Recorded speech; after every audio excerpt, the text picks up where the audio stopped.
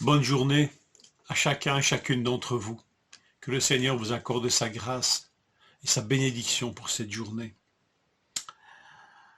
Ce jour-là, une grande persécution éclata contre l'église de Jérusalem, et tous, à l'exception des apôtres, se dispersèrent dans les diverses régions de Judée et de Samarie.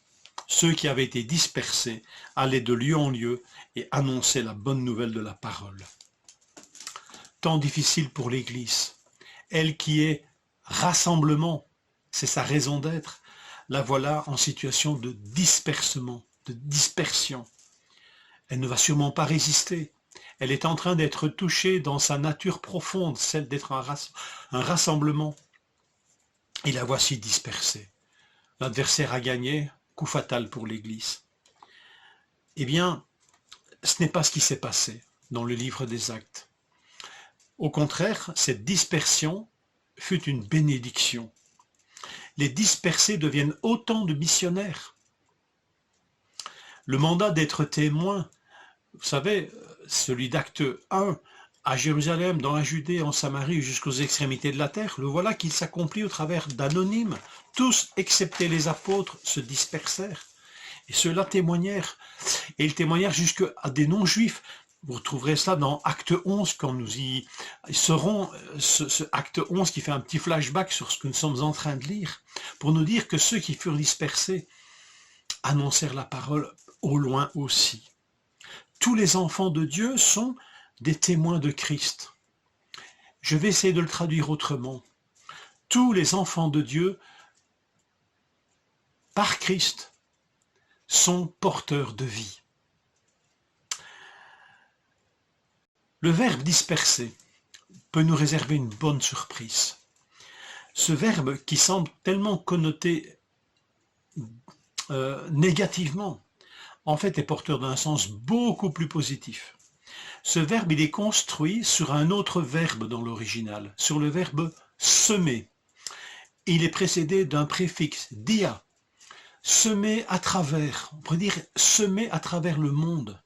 En fait, ils ne sont pas dispersés par l'adversaire, ils sont semés par Dieu à travers le monde, parce qu'ils sont porteurs de vie.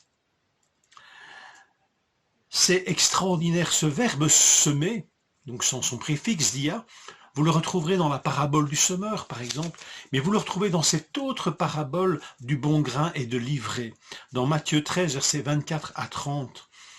Le royaume des cieux ressemble à un homme qui avait semé une bonne semence dans son champ. Et voilà comment Jésus explique cette parabole à la demande des apôtres plus tard, au verset 37 et 38 de Matthieu donc 13. Celui qui sème la bonne semence, c'est le Fils de l'homme, Jésus. Le champ, c'est le monde. Et la bonne semence, ce sont les enfants du royaume, les chrétiens, les fils et les filles de Dieu. Vous êtes bonne semence de Dieu.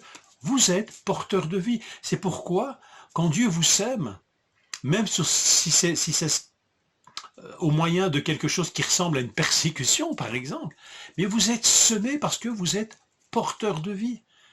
Et c'est ce qui s'est passé ici avec ces anonymes chrétiens qui témoignèrent et qui portèrent tant de fruits. Voici de quoi réfléchir à notre situation d'aujourd'hui. Nous sommes en situation de post-confinement, mais très limité dans notre rassemblement. Encore une fois, nous pourrions dire, mais nous sommes touchés dans l'essentiel. Ne pourrions-nous pas voir ce temps de confinement ou de déconfinement avec encore cette limitation de nos rassemblements possibles? Est-ce que ce n'est pas une semaille de Dieu, mais une semaille non plus au loin, comme c'était le cas dans les Actes, mais peut-être semaille au plus proche? Le Seigneur ne nous ressème-t-il pas dans nos familles, dans notre voisinage, dans notre ville, dans notre hôpital, auprès de nos concitoyens, quelle que soit leur situation, les plus proches? Est-ce que ce n'est pas ça qui se passe pour l'instant? Au travers d'une épreuve, est-ce que nous ne voyons pas d'abord, est-ce que nous ne pourrions pas voir cette épreuve comme une semaille de Dieu? Parce que nous sommes, nous, la semence, la bonne semence. La bonne semence, ce sont les enfants du royaume.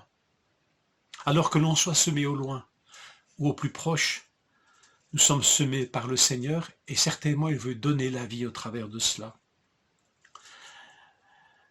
Est-ce que ce n'est pas ainsi que nous devrions voir ce temps particulier? Le Seigneur veut accroître son royaume et il le fait par la bonne semence que nous sommes, semés là où il veut. Lisons ce texte pour terminer, ce texte d'Acte 8.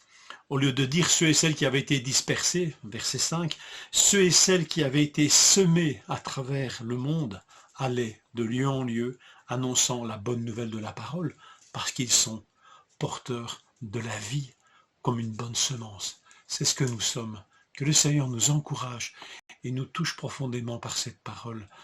Seigneur, que nous puissions nous voir comme étant cette bonne semence semée là où nous sommes. Béni sois-tu, Seigneur, de ce que tu es, le divin semeur. Amen. Une bonne journée dans le Seigneur.